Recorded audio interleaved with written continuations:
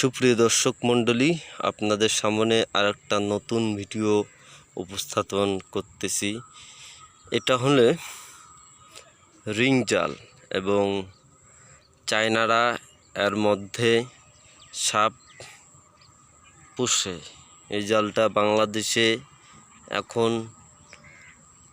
অনেক দেখা যাইতেছে। এই জালটাতে প্রচুর পরিমাণ মাছ ওঠে এবং এই জালটা বৈধ, চীনে বৈধ আর বাংলাদেশে অবৈধ হিসেবেই কিন্তু মানুষ মাছ মারে। আর এই জালটা আসার কারণে অনেকজন অনেক মাছ পায় না, এই মাছটা রাক্ষসী জালি বলা চলে। এই মাছ এর ভিতরে যে কোনো মাছ ঢুকলে বের হতে পারবে না।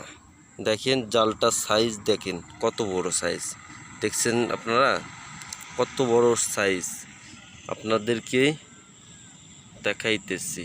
দেখেন আপনারা কত বড়।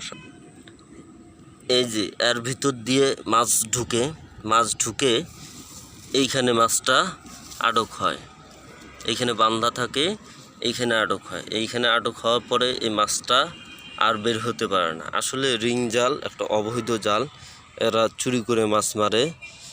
এদের জন্যে আদার্স মানুষ মাছ মারতে পারে না। আপনাদের সামনে উপস্থাপন করলাম রিং জাল। ধন্যবাদ সবাইকে, ভালো থাকবেন, সুস্থ থাকবেন। আমার চ্যানেলটা সাবস্ক্রাইব করবেন, আপনাদের পাশে যেন আমি থাকতে পারি নতুন নতুন ভিডিও নিয়ে। ধন্যবাদ।